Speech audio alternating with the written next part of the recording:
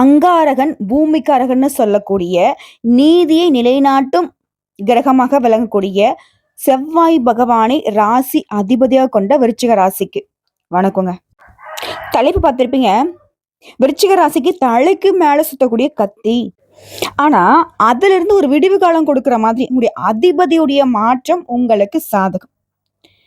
அதாவது இனிமேதான் விருச்சிகத்துடைய ஆட்டமே ஆரம்பம்னு சொல்லக்கூடிய அளவுக்கு நீ தொட்டது எல்லாமே தங்கமா மாறப்போகுது. மிகப்பெரிய ஜாக்பட் யோகத்தை விருச்சிக ராசி அனுபவிக்க போகுது. நிஜமா எங்களை தான் பாக்குறியா, கொஞ்சம் பார்த்து சொல்லுமா. நாங்க தான் எல்லாருக்கும் எதிரியாச்சு, எங்களுக்கும் எல்லாரும் எதிரிகளாவே இருக்காங்க. நாங்க பேசினாலையும் குத்தம், நடந்தாலையும் குத்தம், இருந்தாலையும் குத்தன்னு எல்லாமே நாங்க செய்யறது எல்லாமே குத்தமாவே போதும். இப்படி எப்பவுமே விருச்சிக ராசியுடைய மனசுல ஒரு மாதிரி வருத்தங்கள் இருந்துகிட்டே இருக்கு இல்லையா? சோ அந்த வருத்தத்திற்கு விடை தரக்கூடிய வகையில இந்த ஜூன் மாதத்துல செவ்வாய் பேச்சுங்கிறது விருச்சிக ராசிக்கு அதிர்ஷ்டத்தை தான் கொடுக்க போகுது. உங்களுடைய அதிபதி சாதாரணமா இல்லைங்க. இப்போ விருச்சிக ராசிக்காரனுடைய குணாதிசயம் என்ன தெரியுங்களா? உங்களுடைய அதிபதியை பொறுத்து சில விஷயங்கள் உங்களுக்கு ஒத்து போகும். எப்படின்னா, எல்லாருக்கும் நியாயம் தர்மம் கிடைக்கணும். ஒரு இடத்துல வந்து இவங்க ஒரு பிரசாதமே கொடுக்குறான்னு வச்சுக்கோங்களேன், அந்த பிரசாதம் கூட எல்லாருக்குமே கிடைக்கணும்னு கொடுக்கக்கூடிய மனப்பான்மை. முன்னாடி வந்தவங்க கொடுத்துட்டு போகலாம்பா அப்படின்னு கூட யோசிக்க மாட்டாங்க. ஸோ எல்லாருக்கும் எல்லாமே கிடைக்கணும், யாருக்கும் கஷ்ட நஷ்டங்கள் வரக்கூடாதுன்னு ஏன் தன்னுடைய சுயநலமா கடவுள்கிட்ட வேண்ட கூட தெரியாம ஒரு வெகுளித்தனமா வாழக்கூடிய விருச்சிக ராசிக்காரங்க. இதை வந்து உண்மை நினைச்சா கமெண்ட் பாக்ஸ்ல பதிவிடுங்க. இப்படிப்பட்ட குணாதிசயங்கள் கொண்ட விருச்சிகத்திற்கு சொல்லப்போனா விருச்சிகத்துக்கு வீட்டுல கூட பகையாதான் இருக்கும். பெத்தவங்கள்ல இருந்து கூட பொண்ணு எல்லாரும் பகையாவே இருப்பாங்க. இதனால வரைக்கும் விருச்சிகத்தை வந்து ஒருத்தன் கூட பா நீ கரெக்டுப்பா அப்படின்னு சொன்னதுக்கு வாயே வந்தது கிடையாது. எல்லாராலுமே ஒரு மாதிரி பேசப்பட்டாலும் அந்த மாதிரி அடிபட்டு மிதிப்பட்டு அவமானப்பட்டு அசிங்கப்படுத்தப்பட்டு விருச்சிகம் என்ன ஆயிடுச்சுன்னா, டே ஆமாண்டா அப்படிதான்டா அப்படின்ற மாதிரி உள்ளுக்குள்ள இனிப்பான சொலைய வச்சுக்கிட்டு வெளியில வந்து அந்த பலாப்பழம் முள்ளா தெரியுது இல்லையா? அப்படிதான் விருச்சிகம் வந்து மத்தவங்களுக்கு தெரியப்படுத்திட்டு இருக்கீங்க. நெருங்கி வரவங்களுக்கு நீ எந்த அளவுக்கு உண்மையானவங்க, உயர்ந்த உள்ளம் படைத்தவங்க அப்படிங்கறது ஒரு சிலருக்கு மட்டும் தான் தெரியும். அவங்களே சில நேரங்கள்ல உங்களை வந்து ஒதுக்கி வச்சும் போயிருக்காங்க. சோ இப்படி வாழ்க்கை ஒரு மாதிரி வெறுப்போட வாழக்கூடிய உங்களுக்கு உங்களுடைய அதிபதி ஓரளவுக்கு சந்தோஷத்தை கொடுக்கலான்னு முடிவு பண்ணியிருக்காரு. நீ என்ன வேணா செய்ப்பா, உனக்கு நான் கூட இருக்கேன்னு சொல்லிட்டு ஒரு 45 நாட்களுக்கு இவருடைய பயிற்சிங்கிறது உங்களுக்கு சாதகமா வந்து நிக்குது. சோ உங்களுடைய அதிபதி எந்த மாதிரியான விஷயங்கள்லாம் உங்களுக்கு சாதகத்தை கொடுக்க போறார்? பொதுவா ஒருத்தருடைய ஜாதகத்துல செவ்வாய் பகவான் சரியில்லை அப்படின்னா எதிரிகள் தொல்லை இருக்கும். கொலை, கொள்ளை, வழக்கு, ஜெயிலுக்கு போறது, இப்படி எல்லாமே பிரச்சனையாவே வந்திருக்கும். ஆனா இவரு மட்டும் சாதகமா இருந்துட்டா, இப்போ ஒரு எதிரிங்கிறவங்க உங்களுக்கு நல்லது பண்ணா எப்படி இருக்கும்? கெட்டவங்க திருந்திட்டா எந்த அளவுக்கு வந்து பார்த்தனாக்கா அவங்க நல்லது, அதாவது எந்த இடத்துல தப்பு இருக்கோ அது எல்லாத்தையுமே அவங்க சரி பண்றதுக்கு ஈஸியான ஒரு வழி இல்லையா? அந்த மாதிரிதான் உடைய அதிபதியை பொறுத்த வரைக்கும் ரொம்ப வலிமையான கிரகம். நிறைய கஷ்டங்களுக்கு இவர் காரணகர்த்தாவும் இருப்பாரு சைலண்டா. சோ அவர் உங்களுக்கு சாதகமா இருக்கக்கூடிய பட்சத்துல ஒட்டு மொத்தமா ஆதி முதல் அந்த வரைன்னு சொல்லக்கூடிய அளவுக்கு உங்க வாழ்க்கையில கூடிய ஒவ்வொரு பிரச்சனையுமே சரி செஞ்சு கொடுக்க போற. அதாவது விருச்சிக ராசிகாலுக்கு துலாம் ராசிகாரர்கள் போலவே அருமையான செவ்வாய் பயிற்சியே இருக்க போகுது. என்னதான் உங்க அதிபதி வந்துட்டு சில பேருக்கு நல்லது பண்ணாலும் உங்களுக்கு இது நாள் வரைக்கும் நல்லது பண்ணல. காரணம் அவர் வந்து நீச்ச ஸ்தானத்துல இருந்ததுதான். சோ இதனால பயம் இருந்திருக்கும், தெளிவில்லாம இருந்திருப்பீங்க, குழப்பத்தோட இருந்திருப்பீங்க, தடுமாறி நின்று இருப்பீங்க, தவறான முடிவுகள் எடுத்திருப்பீங்க. இப்படி இருந்த விருச்சிகத்துடைய வாழ்க்கை இப்ப அற்புதமான மாற்றத்தை ஏற்க போகுது. ஏன்னா ராசிக்கு குருவுடைய பார்வை இருந்த வரைக்கும் எந்த பிரச்சனையும் இருந்திருக்காது. ஆனா மே மாதம் 14 முதல் ஜூன் மாதம் 6ஆம் தேதிக்குள்ள அனைத்து விதமான குழப்பங்களையும், அனைத்து விதமான சங்கடங்களையும், சலிப்புகளையும் சந்திச்சிருப்பீங்க இல்லையா? இனிமே அந்த குழப்ப நிலை எல்லாமே மாறுது. நான் முன்னாடி சொன்ன எல்லாமே மாறுது, தலைகீழா மாறுதுன்னு வச்சுக்கோங்களேன். தெளிவா இருப்பீங்க, அழகா முடிவெடுப்பீங்க, 10 பேருக்கு நியாயம் சொல்லக்கூடிய அளவுக்கு நல்லது கெட்டது புரிஞ்சிருப்பீங்க. செவ்வாய் பகவான் பொறுத்த வரைக்கும் 9ஆம் இடத்துல இருந்து 10ஆம் இடத்துக்கு பயிற்சி ஆகிறார். 4ஆம் இடத்தை பார்ப்பதன் மூலம் ரியல் எஸ்டேட், விவசாயிகள், வீடு கட்டி கொடுக்கக்கூடிய நபர்கள், அதாங்க கன்ஸ்ட்ரக்ஷன் பிசினஸ் சொல்லுவாங்க இல்லையா? அதே போல சுரங்க தொழிலாளிகள், சுரங்கம் தொழில் பண்றவங்க, சித்தாளு, மேஸ்திரி, ஜேசிபி வாகனம் வைத்து வேலை செய்யறவங்க, இந்த மாதிரி நிலம் சார்ந்த எந்த வேலையாக இருந்தாலும் சரி விருச்சிக ராசிக்கு அற்புதமான காலகட்டமா இருக்க போகுது. தடைகள் எல்லாமே நீங்க போகுது. இது உத்தியோக பணிகள் இருக்கக்கூடிய விருச்சிக ராசிக்கு, தனியார் துறையோ அரசாங்கத்துறையோ ஆண்களோ பெண்களோ, என்னம்மா நீ எதுக்கு எடுத்தாலும் இப்படி விரிவா சொல்றியா அப்படின்னு ஒரு சிலர் யோசிக்கிறீங்க. சும்மா ஓவரா பேசாதம்மா, வேற வேலை இருந்தா பாருமா. இதெல்லாம் யார் தெரியுங்களா? அந்த கடவுளை இறங்கி வந்து இதெல்லாம் சரி இதெல்லாம் தப்புன்னு சொன்னாலும் அவரையுமே தப்பா பார்க்கக்கூடிய ஒரு சில ஜென்மங்கள். தப்பா நினைச்சுக்காதீங்க. இது ஒரு சிலருக்கு மட்டும் சொல்றேன். அதாவது ஆன்மீகத்தின் மீதும் ஆண்டவன் மீதும் நம்பிக்கை இல்லைன்னா, இத சொல்றேன்ல முன்னாடி சொன்ன மாதிரிதான்.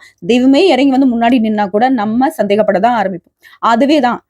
எதுவுமே இல்லாத ஒரு விஷயத்த நம்பிக்கையோட நீங்க பார்க்கிறப்போ, அந்த விஷயத்துல கூட கடவுள் குடியிருப்பார். உங்களுடைய எண்ணங்கள் அதுக்கு வந்து உயிர் கொடுக்கும். புரியுதுங்களா? தெய்வம் இல்லாம நம்மலாம் இல்லவே இல்ல. நமக்கு வரக்கூடிய சோதனைகள் மட்டும் சரியாகும்னு நினைக்கிறோம். ஆனா ஆண்டவன் நம்புறதில்ல, அதுக்கான வழிபாட செய்யறதில்ல. எந்த ஒரு விஷயத்துக்குமே வந்து பார்த்தீங்கன்னாக்கா, நம்பிக்கையோட முயற்சி பண்றதில்ல. பழிச்சுட்டு அப்படியே போய்க்கிட்டு இருக்கிறது. ஆனா எனக்கு வாழ்க்கை மாறல, அது மாறல, இது மாறல, ஏதாவது ஒரு விஷயத்த வந்து சும்மா கிண்டல் பண்ணிக்கிட்டு போயிட்டு இருக்கிறது. நீங்க சத்தியமா வாழ்க்கையில முன்னேறவே முடியாதுங்க. இவன எழுதி வச்சுக்கோங்க. சரிங்க. ஒரு சிலர பத்தி நம்ம ஏன் பேசிக்கிட்டு? தப்பான எண்ணங்களோட இருக்கவங்களுக்கு கடவுள் கண்டிப்பா தண்டனை குடுப்பாரு இல்லையா? அது ஒரு புறம் இருக்கட்டும். நம்பிக்கை இருக்கிறவங்களுக்கு என்னைக்குமே நம்ம உறுதுணையா தான் இருப்போம். இந்த உத்தியோக பணிகளே இருக்கிறவங்களுக்கு, உங்களுடைய வேலையில இருந்த தடைகள் விலகுது. அரசாங்க உத்தியோகத்துல இருக்கீங்களா? உங்களுடைய அரசாங்க ரீதியான தடைகள் அனைத்தும் நீங்க போகுது. இனிமேல் பணவரவு அதிகமா கிடைக்கும். பழைய கடன்களை அடைச்சிட்டு நிம்மதியா இருக்க போறீங்க. உங்களுடைய செல்வாக்கை உயர்த்தி பிடிக்க போறீங்க. கௌரவத்தை காப்பாத்த போறீங்க. மரியாதை உயரப் போகுது. தொழில் ரீதியான முதலீடுகள் அதிகரிக்க போகுது. சுயமா தொழில் தொடங்கக்கூடிய மாற்றம் உண்டாகுது. ரொம்ப நாளா சம்பளம் வாங்கிட்டு இருக்கேன். ரொம்ப நாளா கூலி வேலை செஞ்சுட்டு இருக்கேன். என்ன பண்றதுன்னு தெரியல. நான் ஒரு நடைபாதை வியாபாரம் பார்த்துட்டு இருக்கேன். சரியான வருமானம் இல்லைன்னு சொல்லிட்டு கஷ்டப்பட்டுட்டு இருக்கக்கூடிய விருச்சிகத்திற்கு வாழ்க்கையில ஒரு மாற்றம் வருங்க. அது ஏற்றமா மட்டும் தான் இருக்க போகுது. ஏன்னா உங்களுடைய அதிபதி உங்களுக்கு சாதகமா நம்மள உட்கார்ந்து, தம்பி இத்தனை நாளா என்னால வந்து உனக்கு நல்லது பண்ண முடியல. இனிமேலாவது வந்து பார்த்தீங்கன்னா, ஒரு சில வாய்ப்புகள குடுக்குறேன். அத வந்து பயன்படுத்திக்கோ அப்படின்ற மாதிரி தான் சில விஷயங்கள் உங்களுக்கு வரும். அப்படி ஒரு வாய்ப்பு வருதுனாக்க தட்டி கழிக்காதீங்க. ரொம்பவும் யோசிக்காதீங்க. எடுத்து கடுமையா உழைப்பு போடுங்க. உயர்வு உண்டு. அதே போல சொத்து சேர்க்கைக்கு வாய்ப்பு இருக்கு. யோகம் இருக்கு. சொந்த வீடு வாங்கக்கூடிய வாய்ப்பு இருக்குங்க. 2018 முதல் பல்வேறு அவமானங்கள பார்த்துட்டு வந்திருப்பீங்க. ஆனா இனி விருச்சிக ராசிக்காரர்கள ஒரு நாக்கு கூட பேச முடியாது. எப்படின்னு கேக்குறீங்களா? அவமானத்துக்கே அவமானம் கொடுக்கக்கூடிய அளவுக்கு, அதாவது துன்பத்துக்கு துன்பம் கொடுக்கக்கூடிய அளவுக்கு விருச்சிகம் உயர்ந்து நிற்க போகுது. இல்லைங்களா? அந்த அளவுக்கு நல்ல காலகட்டம் இது. உங்க ராசிக்கு 8ஆம் இடத்துல குரு இருப்பதால வருமானம் அதிகரிப்பு ஏற்படுது. தொழில் விருத்தி அடைய போறீங்க. திடீர் அதிர்ஷ்டம், பணம் வருவதற்கான வாய்ப்பு எல்லாமே. பணவரவு கண்டிப்பா அதிகரிக்கும். சோ இந்த பணவரவு அதிகரிக்கிறதுனால சொத்து சேர்ப்பதற்கான வாய்ப்பு ஏற்படும். சுப செலவுகள் உண்டாகும். உங்களுடைய நீண்ட நாள் கனவுகள் அனைத்தும் பூர்த்தியாக போகுது. சொத்தை விற்க வேண்டிய நிலையில இருந்த உங்களுக்கு சொத்தை விற்காமலேயே பணம் புரட்டுவதற்கான தன்னம்பிக்கை நிறைந்த யோகமான மாதமா, காலமா இந்த செவ்வாய் பயிற்சி உங்களுக்கு கொடுத்திருக்கு. சோ ஜூன் மாதம் 6 முதல் ஜூலை 28ஆம் தேதி வரைக்கும் ஏற்றமும் செல்வாக்கையும் தரக்கூடிய மாதமா அமைந்திடக்கூடிய வாய்ப்பு விருச்சிகத்திற்கு செவ்வாய் கொடுத்திருக்காரு. திரும்பவும் சொல்றேங்க. இது மாதிரி ஒரு நல்ல வாய்ப்பு திரும்ப வருமான்றது சந்தேகம் தான். வரும். ஆனா 1 வருஷம் காத்துட்டு இருக்கும். ஓகேங்களா? இந்த வாய்ப்பு திரும்ப வரதுக்கு 1 வருடம் ஆகும். இதனால இப்பவே நம்ம கையில இருக்கக்கூடிய இந்த வாய்ப்பை கரெக்டா பயன்படுத்திக்கோங்க விருச்சிக ராசி சொந்தங்களே.